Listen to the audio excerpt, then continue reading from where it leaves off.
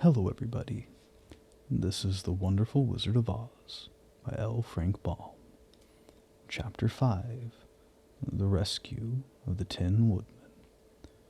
When Dorothy awoke, the sun was shining through the trees, and Toto had long been out chasing birds and squirrels. She sat up and looked around her. There was a scarecrow still standing patiently in his corner, waiting for her.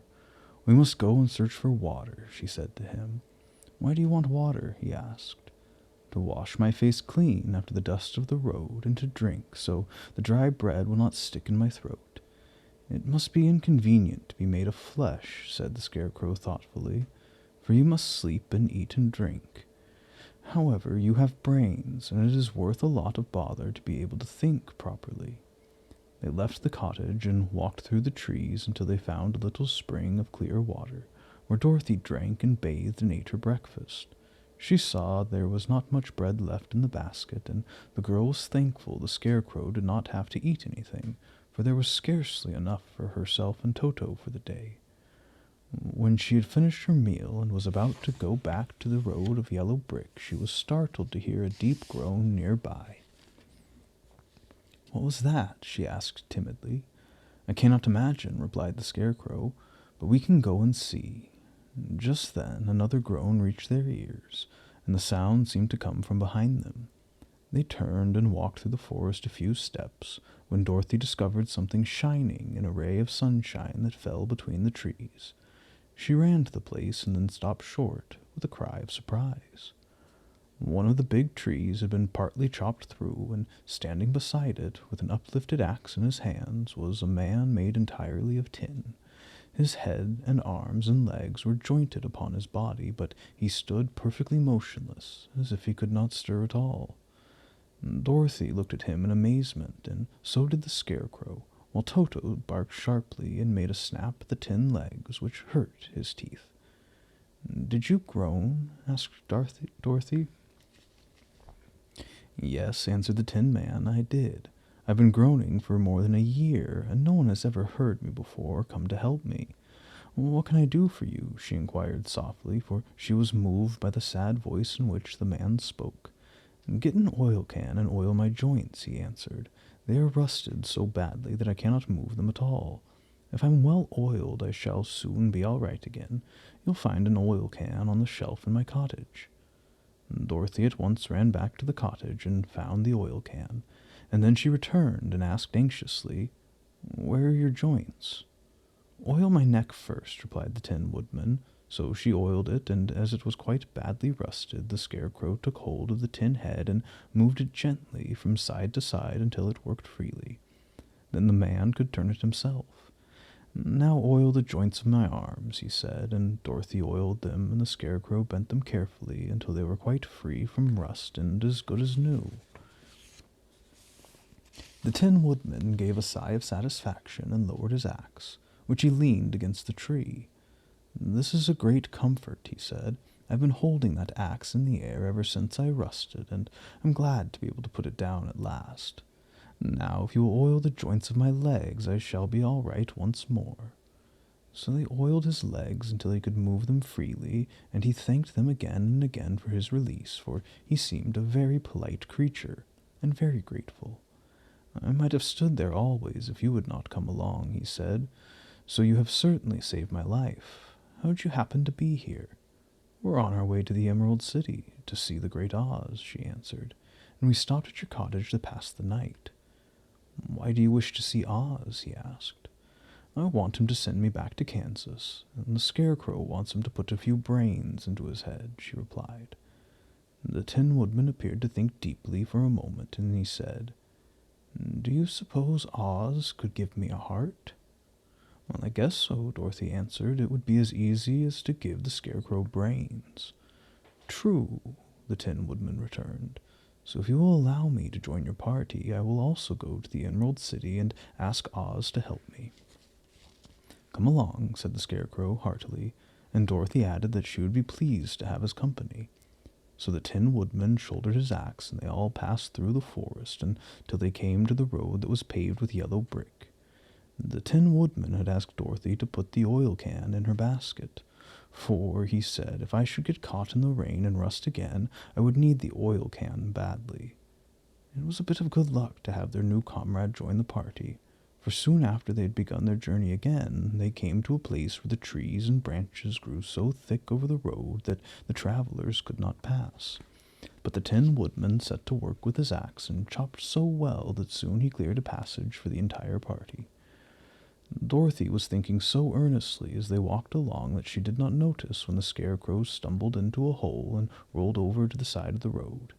Indeed, he was obliged to call to her to help him up again. "Why didn't you walk around the hole?" asked the Tin Woodman. "I don't know enough," replied the Scarecrow cheerfully. "My head's stuffed with straw, you know. That's why I'm going to Oz, to ask him for some brains." "Oh, I see," said the Tin Woodman. "But after all, brains are not the best things in the world." "Have you any?" inquired the Scarecrow. No, my head is quite empty," answered the Woodman, "but once I had brains and a heart also, so having tried them both, I should much rather have a heart." "Why is that?" asked the Scarecrow. "I will tell you my story, and then you will know." So while they were walking through the forest, the Tin Woodman told the following story. "I was born the son of a woodman who chopped down trees in the forest and sold the wood for a living. When I grew up, I, too, became a wood chopper, and after my father died, I took care of my old mother as long as she lived. Then I made up my mind that instead of living alone, I would marry, so that I might not become lonely. There was one of the Munchkin girls who was so beautiful that I soon grew to love her with all my heart. She, on her part, promised to marry me as soon as I could earn enough money to build a better house for her, so I set to work harder than ever. But the girl lived with an old woman who did not want her to marry anyone, for she was so lazy she wished the girl to remain with her and do the cooking and the housework. So the old woman went to the Wicked Witch of the East and promised her 2 sheep and a cow if she would prevent the marriage. And thereupon the Wicked Witch enchanted my axe, and when I was chopping away at my best one day, for I was anxious to get the new house and my wife as soon as possible, the axe slipped all at once and cut off my left leg. This at first seemed a great misfortune, for I knew a one-legged man could not do very well as a wood chopper. So I went to a tinsmith and had him make me a new leg out of tin. The leg worked very well, once I was used to it, but my action angered the Wicked Witch of the East, for she had promised the old woman I should not marry the pretty Munchkin girl. When I began chopping again, my axe slipped and cut off my right leg. Again I went to the tinner, and again he made me a leg out of tin. After this, the enchanted axe cut off my arms, one after the other, but nothing daunted, I had them replaced with tin ones. The Wicked Witch then made the axe slip and cut off my head, and at first I thought that was the end of me, but the tinner happened to come along, and he made me a new head out of tin. I thought I had beaten the Wicked Witch then, and I worked harder than ever, but I little knew how cruel my enemy could be. She thought of a new way to kill my love for the beautiful Munchkin maiden, and made my axe slip again, so that it cut right through my body, splitting me into 2 halves. Once more the tinner came to my help and made me a body of tin, fastening my tin arms and legs and head to it by means of joints, so that I could move around as well as ever. But alas, I had now no heart, so that I lost all my love for the Munchkin girl, and did not care whether I married her or not.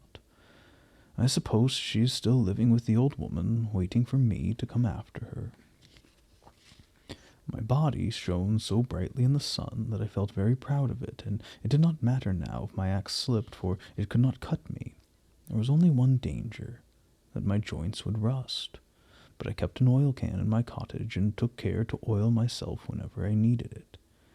However, there came a day when I forgot to do this, and being caught in a rainstorm, before I thought of the danger my joints had rusted, and I was left to stand in the woods until you came to help me. It was a terrible thing to undergo, but during the year I stood there I had time to think that the greatest loss I had known was the loss of my heart. While I was in love, I was the happiest man on earth, but no one can love who has not a heart, and so I'm resolved to ask Oz to give me one.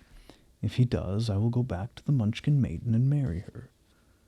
Both Dorothy and the Scarecrow had been greatly interested in the story of the Tin Woodman, and now they knew why he was so anxious to get a new heart.